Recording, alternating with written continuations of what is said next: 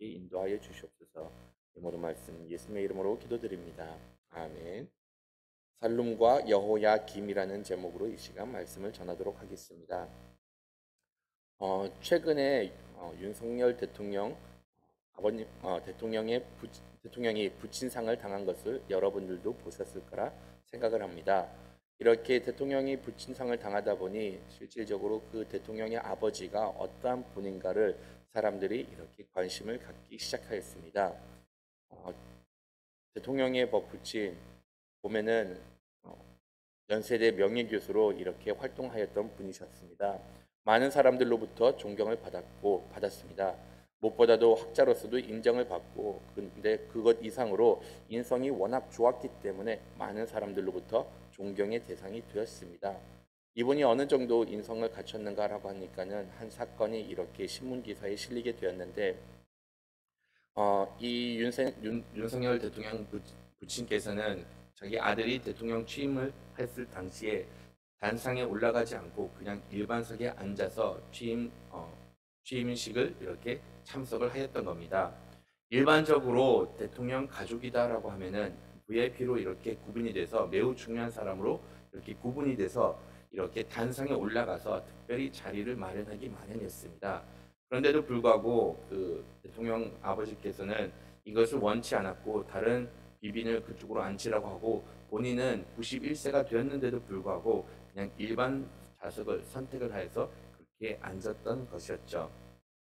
그것 이외에도 이렇게 그는 항상 겸손한 모습을 일관적으로 보였고 심지어는 그의 아들이 이렇게 사법고시를 패스했을 때 그렇게 조언해줬던 것, 너는 절대로 부적절한 돈을 받아서는 안 된다. 그리고 밥을 얻어먹지 말고 다녀라. 밥을 사주는 한이 있어도 밥은 얻어먹고 다니지 말라라고 이렇게 조언까지 하였던 겁니다. 이렇게 삶 가운데서 옳은 것을 추구하였고 겸손하는 모습을 보였다 보니 이로 인해서 많은 사람들로부터 존경을 받았던 것이었죠. 이런 삶을 살았던 아버지, 과연 그의 아들은 어떤 영향력을 받을까요? 일반적으로 우리가 생각할 수 있는 거, 만약 이러한 부모 밑에서 성장을 한다라고 하면은 그로부터 선한 영향력을 받아가지고 선하게 이렇게 행동할 거라고 예상을 하게 됩니다. 실질적으로 그러한 사례 정말로 많이 볼 수가 있었죠. 근데 안타깝게도 오늘 말씀을 보시면은 정말로 선한 아버지를 두었는데도 불구하고 그의 두 아들들에 대해서 이렇게 이야기한 것을 볼 수가 있습니다. 선한 아버지를 두었는데도 불구하고 안타깝게도 그의 두 아들들은 이렇게 좋은 영향력을 받지 못했던 것을 말씀은 가르쳐주고 있습니다. 예레미야 선지자가 처음 사역을 활동하기 시작했을 때는 바로 요시야가 왕으로서 이렇게 다스리고 있었습니다. 요시야가 다스리고 있었을 때는 어느 정도 나라가 잘 이렇게 돌아가고 있었는데 오늘 말씀을 보시면은 요시야가 죽은 것에 대해서 이렇게 말씀을 해 주신 것이죠. 이 말씀을 보시면은 지금 어제도 말씀드렸듯이 예레미야 말씀 항상 역사적인 흐름으로 이렇게 흐르지는 않고 있어요. 지금까지 본다고 하더라도 이미 한참 그 이후의 사건이라고 볼 수가 있는데도 불구하고 다시금 요시야 죽음의 때에 대해서 이렇게 이야기를 하고 있었던 것이었죠.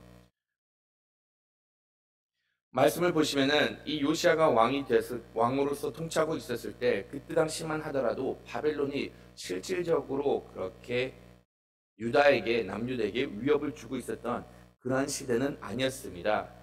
그때는 어떤 시대였는가 하면은 바벨론이 아수르를 막 꺾고 이제 바벨론이 그의 세력을 이렇게 기르고 있었던 그러한 시기였던 것이었죠. 그러한 바벨론이 세력이 커지다 보니까는 애굽에 있었던 바로 느고가 이러한 바벨론의 세력이 확장되는 것을 원치 않았기 때문에 애굽의 느고가 이렇게 자기의 군사를 이끌고 나서 북상을 하면서 바벨론을 이렇게 저지하려고 하였던 겁니다. 애굽이 이렇게 북상을 하다 보니까는 이 북상하는 애굽의 군대가 실질적으로 남유다의 위협을 될 수가 있었고 무엇보다도 요시야는 여기서 좀 걱정을 했던 것이 이 바벨론이라는 나라가 아수르를 물리쳤는데 여전히 아수르의 잔존 세력이 남아 있고 만약 이 바벨론이라는 국가가 없어지게 되면은 다시금 아수르가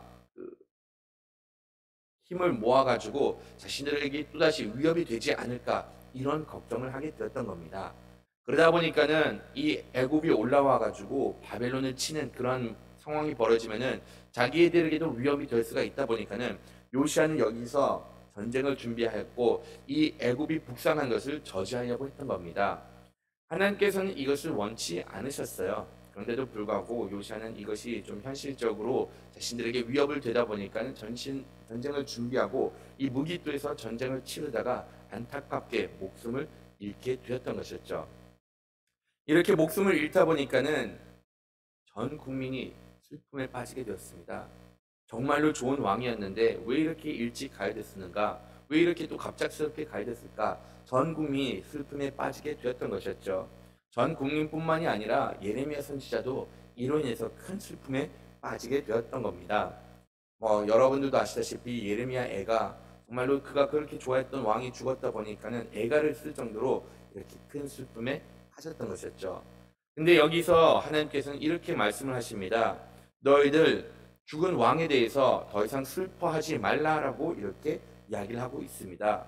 오히려 너희들이 진정 슬퍼해야 될 것은 거기서 잡혀간 사람을 위해서 슬퍼하라. 그는 다시 돌아오고 그 곡을 보지 못할 것이다 라고 이렇게 이야기를 하고 있습니다. 하나님께서는 이렇게 말씀하신 것, 더 이상 요시아를 위해서 슬퍼하지 말라. 그보다 너희들이 진정 슬퍼해야 될 사람은 누구인가? 바로 애굽의 포로로 끌려가게 될 요시아의 네 번째 아들 여호와 하스를 위해서 이렇게 슬퍼하라라고 이야기를 해 주었던 겁니다. 여호와 하스 오늘 말씀에서 보시면은 이렇게 살룸이라고 말씀에 기록이 되어 있습니다. 살룸이 왜 그를 살룸이라고 이렇게 표현을 했는가 하면은 사람들이 많이 봤을 때 살룸이라는 이름은 그냥 그가 사석에서 사용했던 이름이었다라고 이렇게 보고 있습니다. 하지만 정작 왕의 명칭으로서는 여호와 하스였기 때문에 여기서 말씀에서는 그냥 그의 이름을 이렇게 이야기를 하고 우리가 그냥 잘 아는 여호와 하스가 이렇게 애굽의 포로로 끌려가게 됐던 것이었죠. 이렇게 애굽의 포로로 끌려가게 됐는데 너희들은 정작 그를 위해서 슬퍼하라라고 이렇게 말씀을 가르쳐주고 있습니다.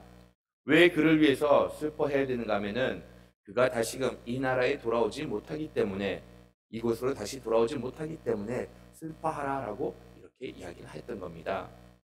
어떻게 해서 넷째 아들이 왕이 되었을까라고 하면은 많은 백성들이 아마도 그가 이렇게 왕으로서 오르기는 적합했기 때문에 나름 또 인성이 어느 정도 그냥 갖췄기 때문에 국민에 의해서 백성들에 의해서 왕이 됐다라고 보고 있습니다. 그런데 안타깝게도 우리가 열왕기 하 말씀을 이렇게 참고한다라고 하면은 그가 하나님께서 보시기에 악을 행했기 때문에 하나님께서는 그를 3개월 만에 애굽의 포로로 그냥 끌려가게 내버려 두시고 다시금 이곳에 돌아오게 되지 못할 것이다라고 말씀을 하신 겁니다. 이 말씀을 쭉 살펴보다 보면은 그가 돌아오지 못하게 되는 이유 거기서 죽임을 당하기 때문에 그는 돌아오지 못한다라고 이렇게 말씀에 기록이 되어 있어요. 그런데 처음에 이 10절 말씀을 보시면은 처음 그가 보았을 때 그가 다시 돌아와 그 고국을 보지 못할 것이라 라고 이렇게 기록되어 있습니다. 처음 이 말씀을 주셨을 때는 조금 다양한 방법으로 이것을 접근할 수 있게 그냥 내버려 두셨던 것이죠. 그가 다시 돌아와 그 고국을 보지 못할 것이다 라고 이렇게 말을 했을 때 저는 처음 이 말씀을 묵상했을 때 그가 돌아왔을 때 더 이상 그곳에는 나라가 남아있지 않을 것이기 때문에 그를 위해서 슬퍼하라라고 이렇게 이야기를 하라라고 이렇게 말씀을 한 겁니다. 실질적으로 여호와하스 애굽에 가서 죽게 됩니다. 돌아오지 못해서 거기서 죽음을 맞이하게 돼서 슬픕니다. 하지만 그것뿐만이 아니라 그가 거기서 죽임을 당한 것뿐만이 아니라 그가 포로로 끌려가게 되고 이제는 이 나라 더 이상 나라로 남아있지 않을 것이다. 그가 돌아올 곳조차도 없어지게 될 것이다 라고 이렇게 이야기를 해주고 있다는 것이죠. 하나님께서는 앞으로 일어날 일들에 대해서 이야기를 하는데 특히 여호와스 같은 경우는 포로로 끌려간 것 이거 정말로 슬프다라고 말씀하셔서 여기에 눈물을 흘리라고 말씀을 하신 것이죠. 이 전체적인 말씀을 보면은 하나님께서는 여호와스의 죽음에 대해서 이렇게 예언을 한 것이고 그런 다음에 무엇보다도 이 말씀을 주었을 때 그가 이렇게 그의 죽음에 대해서 애통하라라고 이렇게 얘기를 했는데 이 말씀을 보시면은 그냥 단지 여호아스의 죽음에 대해서 슬퍼할 사항은 아니라는 것을 볼 수가 있습니다. 이 말씀을 보시면은 하나님께서 우리가 죽음에 대해서 어떠한 자세를 취할 수가 있는지, 아니면 하나님께서 그 죽음에 대한 우리의 전반적인 진리를 가르쳐 주고 있다라는 것을 볼 수가 있어요. 왜 어, 여, 왜 요시아를 위해서 굳이 슬퍼할 필요가 없었을까요? 요시아는 죽었다고 하더라도 하나님의 나라가 기다리고 있기 때문에, 본향에서 죽었기 때문에 이렇게 슬퍼할 이유가 아니고 이미 떠나간 사람이기 때문에 여기에 대해서는 슬퍼할 사항이 아니다라고 이렇게 이야기를 합니다. 근데 정작 여호아하스 같은 경우는 그가 죽임을 당했을 때 이방 나라에서 죽임을 당하게 될 것이고, 죽임을 당하고 나서 그가 돌아올 곳조차도 없다라고 이렇게 이야기를 하면서 거기에 대해서 슬픔을 하라라고 이야기를 했던 겁니다. 하나님을 따르는 사람들의 죽음과 세상 사람들의 따르는 죽음이 다르다라는 것을 여기서 이렇게 분명히 가르쳐주고 있다는 것이죠. 우리가 죽었을 때 돌아갈 곳이 있으면은 그것은 슬픔으로만 끝난 것이 아닙니다. 하지만 이렇게 죽음을 맞이하게 되었을 때 정말로 돌아갈 곳이 없다라고 하면은 이것보다 더 큰 슬픔은 없고 이것보다 더 큰 비극은 없다라고 이렇게 이야기를 해주고 있다는 것이죠. 물론 죽음을 통해 가지고 겪어야 되는 그 슬픔을 폄하할 생각은 없습니다. 죽음을 맞이하게 됐을 때 큰 슬픔은 동반한다는 것, 동반한다는 것은 누구나 다 알고 있다는 것이죠. 하지만 믿는 사람들에게 있어 죽음이라는 것은 하나님의 나라에 가는 것을 의미하는 것이고, 죽음이라는 것은 영원히 하나님과 동행할 수 있는 삶을 살게 된다는 것을 의미를 하고 있기 때문에, 죽음을 맞이했을 때 단지 슬픔만 있는 것이 아니라 그런 가운데 또한 평안이 있을 수도 있고, 그런 가운데 또다시 감사함이 있을 수가 있다는 것이죠. 죽음을 맞이하게 되는 사람, 더 이상 세상의 고통을 겪을 필요가 없습니다. 거기에 비해서 요아하스 포로로 끌려가지고 거기서 큰 고통을 당하고 있는데 더 이상 갈 곳이 없으니 그보다 슬픈 것이 없죠. 세상 사람들 이 세상에 떠나가지고 더 이상 갈 곳 없이 영원한 심판을 받게 되고 영원한 고통을 당하게 됐는데, 그런 고통을 당하는 사람 슬퍼할 수밖에 없다라고 하나님께서는 우리에게 이렇게 가르쳐주고 있다는 것이죠. 하나님께서는 돌아갈 본향이 있는 사람을 위해서는 굳이 슬퍼할 필요가 없는데, 요시아 같은 경우는 하나님을 신실하게 따랐고 하나님의 사람이었기 때문에 이러한 가운데 슬퍼하지 말라라고 말씀을 하신 겁니다. 이렇게 하나님께서는 여호아하스에 대한 죽음을 이렇게 말씀해 주셨고, 그 이후로 10절에서부터 그 이후의 내용을 쭉 살펴보시면은 13절부터는 여호야김이라는 왕에 대해서 이렇게 이야기하는 것을 보게 됩니다. 여호야김, 여호아하스 다음으로 이 남유다의 왕이 되었던 왕이었는데, 그는 이렇게 왕이 되면서 11년이라는 시간 동안 남유다를 통치하게 됩니다. 이 11년이라는 시간, 어떻게 보면은 하나님께서 남유다에게 주었던 마지막 기회다라고 이렇게 볼 수가 있었던 것이었죠. 우리가 말씀을 살펴봤던 것 20장부터 해가지고 쭉 22장 되기 전까지만 쭉 살펴본다고 하더라도 거기에 있었던 모든 내용들 그 시기에 이루어졌다라고 보시면 됩니다. 하나님께서 이렇게 여호야김이 왕이 됐을 때 많은 기회를 주고 회개하고 돌아와라, 제사를 드리고 나를 섬겨라, 하나님께 이렇게 회개하고 돌아오면 내가 그들을 용서하게 주겠다라고 거듭 경고를 하고, 어떻게 보면은 그 기간 동안에 하나님께서는 마지막 보류로 너희들이 이때라도 돌아오면은 내가 다시금 이 나라를 왕국으로 세우겠다, 다시금 너희들의 나라를 위협하는 그 모든 나라들로부터 너희들을 해방시키겠다라고 이렇게 말씀을 해 주신 겁니다. 이렇게 이 나라가 위기를 겪고 있었을 때 여호야김은 어떠한 일들을 했죠? 하나님 앞에 나가서 돌이키고 하나님께 회개를 하면서 하나님을 섬기는 것이 아니라, 그가 오늘 말씀을 보시면 어떤 일을 했는가 하면은 자기 집을 짓는데, 왕궁을 짓는데 급급하였다라고 이렇게 말씀은 가르쳐주고 있습니다. 왕궁을 짓는데 몰두하였고, 자기 집의 마당을 넓히는데 몰두하였고, 창문에다 백향목을 입히고 거기다 칠했는데 많은 시간과 많은 국력을 허비하였다라고 이렇게 이야기를 하였던 것이었죠. 여호야김이 왕이 되었을 때 그는 나라를 돌보기보다는 내가 이제 왕이 됐으니 내가 왕으로 누릴 수 있는 그 모든 것 사치를 하였고, 그런 모든 것들 가운데 하나님을 바라보고 하나님께 돌아가기보다는 오히려 그냥 자기 배를 위해서 이렇게 일을 하였던 것이었죠. 하나님의 요구를 완전히 무시해버리고 그냥 자기가 왕이 됐다는 것을 과시하면서 이렇게 자랑을 하였던 겁니다. 물론 왕이 되었기 때문에 자기 궁전을 지을 수도 있어요. 왕이 되었기 때문에 어느 정도 왕의 위엄을 갖출 수도 있습니다.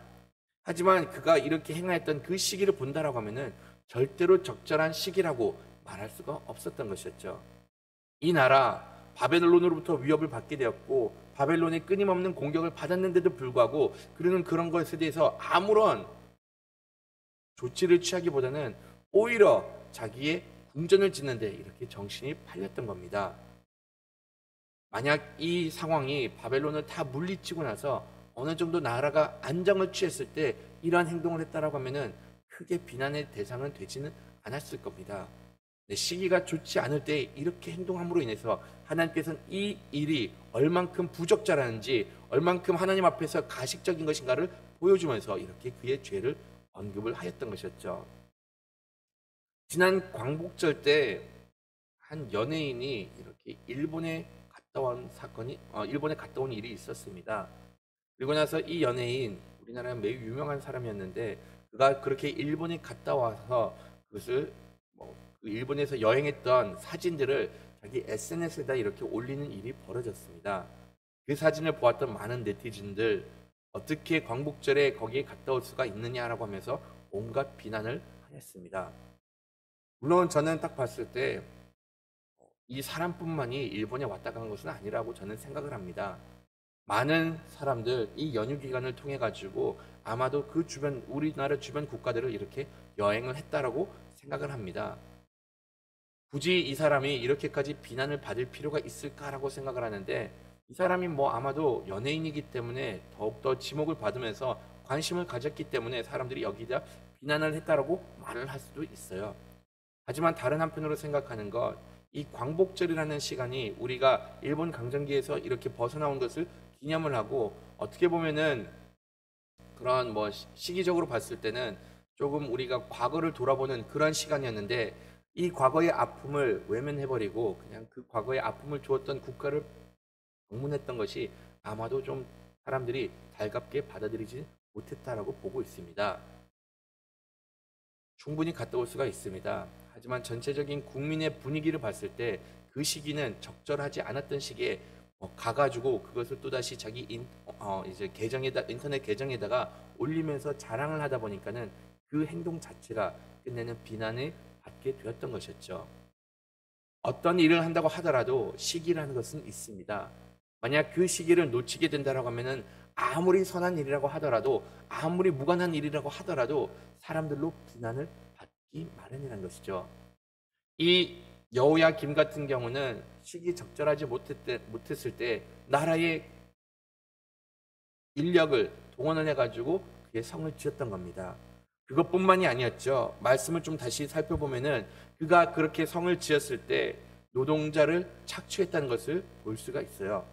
말씀을 보시면은 백성들을 노동을 시켰고 그 성공을 짓는데 많은 사람들이 동원이 됐는데 끝내는 이 여호야김은 너희들은 국민으로서 이 성을 지어야 되지만은 정작 거기에 대해서 보상을 하지 않았고 그들에게 보수를 주지 않았다라고 이렇게 말씀에 기록이 되어 있습니다. 하나님께서는 어떤 상황 가운데서도 일을 하면은 거기에 대한 타당한 보수를 지급하라라고 말씀을 하십니다. 이것은 이미 모세오경에서 레위기 말씀, 신명기 말씀을 보더라도 이렇게 율법 가운데 기록이 되어 있고 너희들은 여기 따라서 그냥 보수를 해줘야 된다고 하는데 여호야김은 그렇게 하지 않고 그냥 자기가 필요해서 사람을 쓰고 이제는 실질적으로 돈이 나가야 되다 보니 그것을 전혀 보수를 주지 않고 그들을 외면해 버렸던 것이었죠. 하나님께서는 이것을 보았을 때 악하다라고 말씀을 하신 겁니다. 거기에 대해서 하나님께서는 어떻게 말씀하셨죠? 너가 그렇게 왕궁을 치장하고 너가 그렇게 화려한 곳에 살고 네가 네 자신을 화려하게 이렇게 둘러싼다고 하더라도 과연 네가 왕이 되느냐라고 이렇게 말을 하고 있습니다. 그런 성전과 그런 옷, 너가 갖고 있는 그 모든 것들을 다 이렇게 동원을 한다고 하더라도 너가 정작 왕답게 행동을 하지 않으면은 너는 왕으로서 인정받지 않는다. 차라리 너희 아버지를 한번 좀 살펴보자, 비교를 해보자라고 이렇게 말씀하십니다. 너희 아버지는 어떤 사람이었느냐? 요시야 같은 경우는 자기의 가호를 세우기 위해서 외적인 것으로 치장하지 않았다라고 이렇게 얘기를 하고 있습니다. 오히려 그는 그의 백성들을 돌보았고 그의 백성들 가운데 정의와 공의를 행하였다라고 이렇게 이야기를 하고 있습니다. 그렇게 행했을 때 비록 그가 화려한 곳에서는 살지 않았고 그가 비록 왕의 위엄을 이렇게 외적인 요소로 나타내진 않았지만은 온 국가가 잘 살았고 그의 삶 또한 이렇게 형통하였다라고 말씀을 해주고 있습니다. 하나님께서는 자기의 유익을 위해서 이렇게 노동력을 착취하는 것, 이것은 가식적이다라고 이렇게 얘기를 하면서 하나님께서는 특별히 이것을 이렇게까지 표현을 하고 있습니다. 다 같이 16절 말씀 한번 좀 읽어보도록 하겠습니다. 그는 가난한 자와 궁핍한 자를 변호하고 형통하였나니 이는 나를 여호와의 말씀이니라. 아멘. 하나님께서는 이렇게 말씀을 해주십니다. 너처럼 행동하는 거 그거 왕도 아니다. 그렇게 행동하는 것은 나를 모르는 사람의 행동하는 것이다. 너의 아버지를 보아라. 그는 어떻게 했느냐? 가난한 사람을 돌보았고 궁핍한 사람들을 돌보았고 정의와 공의를 행하였기 때문에 그는 진정 나를 알았던 왕이었다라고 이렇게 이야기를 해주고 있습니다. 하나님께서는 하나님을 알기를 원하고 하나님의 뜻대로 살기를 원합니다. 하나님을 안다는 것은 어떤 것일까요? 이렇게 하나님께서 말씀해 주셨던 것처럼 하나님의 말씀을 실천하고 하나님께서 말씀하신 것처럼 이웃을 돌보는 것이 진정 하나님을 아는 것이다라고 이렇게 이야기를 하고 있습니다. 신약에 나와서도 이것이 크게 달라지진 않았어요. 요한일서 3장 17절 말씀을 살펴보시면은 누가 이 세상에 재물을 가지고 형제의 궁핍함을 보고도 도와줄 마음을 닫으면 하나님이 사랑이 어찌 그 속에 거하겠느냐라고 이렇게 이야기를 해주고 있습니다. 하나님께서 우리에게 기회를 주시고 하나님께서 우리에게 많은 은사를 주시고 은혜를 주시고 달란트를 주셨는데 이런 모든 가운데 우리가 주변에 있는 사람들을 돌보지 않고 궁핍한 사람들을 외면한다라고 하면은 과연 이 사람이 하나님을 사랑을 안다라고 말할 수가 있을까? 과연 이 사람이 하나님을 사랑할 수가 있냐라고 이렇게 말씀을 해주고 있다는 것이죠. 우리가 하나님의 자녀가 된 것은 하나님의 말씀할 때 하나님의 자녀됨을 고백할 수가 있게 됩니다. 우리가 하나님을 사랑한다라고 말을 하는 것은 우리가 하나님께서 사랑하는 것을 실천해 나갔을 때 비로소 우리가 하나님을 사랑한다라고 말을 할 수가 있게 된다는 것이죠. 간혹 크리스천들 중에서 그냥 자기밖에 생각하지 못하는 크리스천들을 보곤 합니다. 한때는 제가 알게 됐던 한 성도였는데 정말로 크게 사업을 벌렸습니다. 많은 사업도 벌렸고 정말로 그 지역에서는 모를 사람이 없을 정도로 정말로 크게 사업을 이렇게 운영을 하였던 사람이었던 것이었죠. 그래가지고 이 사람 교회에서도 정말로 헌신적이고 정말로 모든 것을 솔선수범 나서고 교회를 위해서 정말로 많은 것들을 이렇게 제공을 해줬던 사람이기 때문에 이 사람 정말로 하나님을 잘 믿고 잘 따른가 보다라고 생각을 하였습니다. 그런데 그 성도님 밑에서 일했던 한 청년을 알게 됐는데 그 청년이 되게 고민이 많았는데 무엇보다도 고민하였던 것 자기가 그 사람을 위해서 그 성도를 위해서 일을 하는데 거기서 내가 더 이상 일을 하지 못하겠다라고 이렇게 이야기를 하더라고요. 왜 그러냐라고 하니까는 자기가 거기서 일할 때 거의 차비만 받고 이렇게 일을 한다라고 이야기를 하였던 겁니다.